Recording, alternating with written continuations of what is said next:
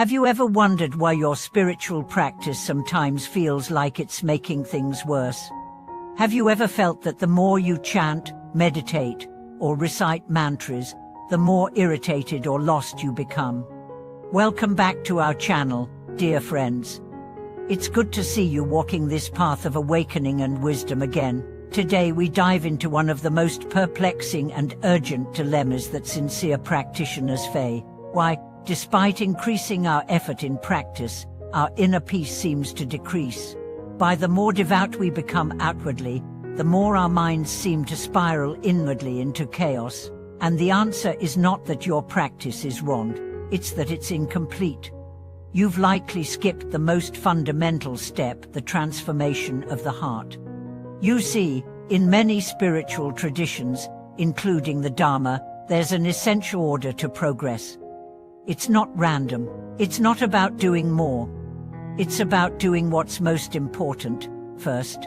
And that begins not with chanting, not with rituals, not even with scripture, but with turning the heart. If your heart is cluttered, no amount of sacred words will clear it. If your mind is filled with resentment, fear, or craving, your mantras become echoes lost in fog. Real practice doesn't start at the mouth, it starts at the root of your intentions. I once spoke with a practitioner who had been reciting thousands of mantras daily for over a decade. He was disciplined, meticulous, and well-read. Yet he confessed, "The more I chant, the more impatient I become. I yell at my wife, I criticize my co-workers, I can't sleep without tension. I feel like I'm losing control." What was happening? He had skipped the inner work. The teachings are very clear. Before we purify our actions, before we even approach sacred syllables, we must begin with the mind, or more precisely, with the transformation of the mind. The ancient masters said, first, purify your thoughts, then, stabilize your emotions. Only then will your words carry weight. What does it mean to purify your thoughts? It means to take full responsibility for your inner world. It means watching every seed of envy, every shadow of judgment, every flicker of arrogance. It means learning to recognize when your practice is used as a mask instead of a mirror. Some people use mantras to hide from their anger. Some use meditation to escape their guilt. But the Dharma is not a distraction.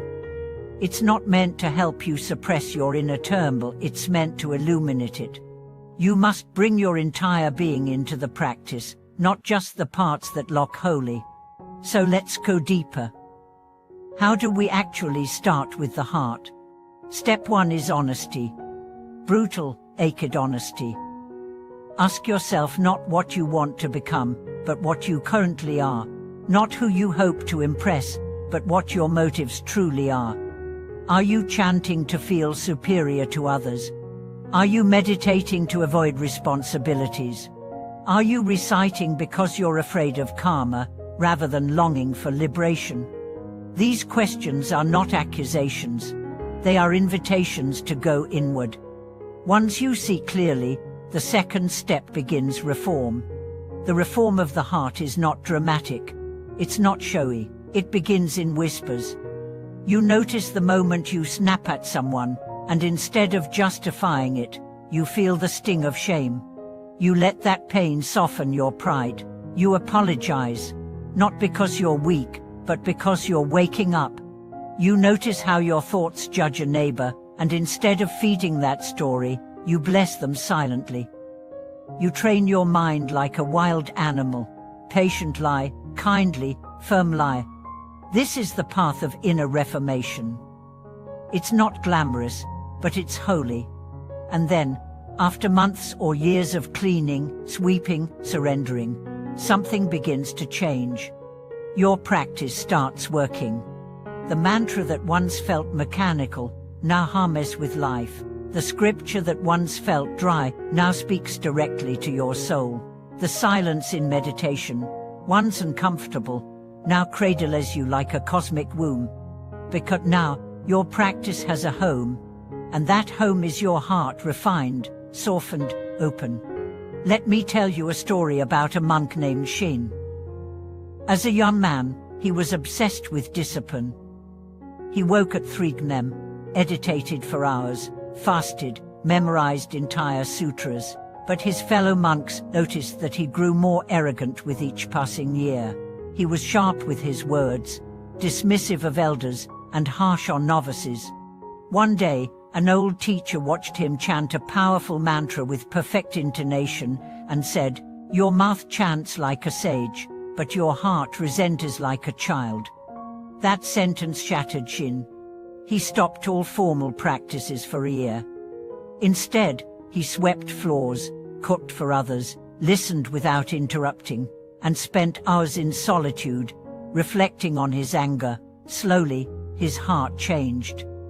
When he returned to chanting, his voice trembled not with pride, but with love.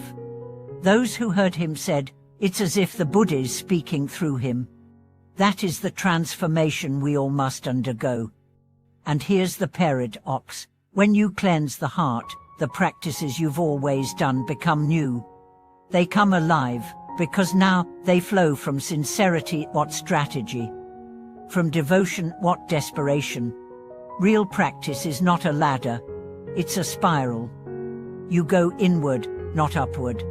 And the measure of progress is not how many rituals you perform, but how you treat others. It's whether you speak more gently, forgive more quickly, laugh more freely, and serve more silently.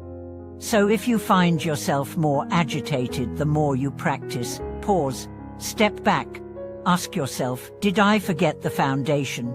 Did I skip the step where I turned toward my heart? If you did, don't judge yourself. Just return. Return to the simple moments, the deep breath before speaking, the act of listening without fixing. The willingness to say, "I was wrong," because that is the practice. Everything else, the chanting, the offerings, the meditation cushions, is support, but the main altar is your heart. And it must be clean. Not perfect, not pure, but honest. So if your practice is making you restless, maybe it's because it's time to clean the foundation. Maybe it's time to drop the noise and listen to your heart like a trusted teacher. It may be messy, it may be humbling, but it will be real, and real is what heals. Thank you for walking this road with me today. If you felt confused or disillusioned in your practice, I hope this message brought you clarity and courage. Please like the video, subscribe to the channel, and share in the comment, what part of your heart are you ready to clean? What step are you returning to? Let's remind each other the true sequence of spiritual practice begins not with the mouth, but with the mind, and not with the mind, but with the heart. Thank you for watching this video.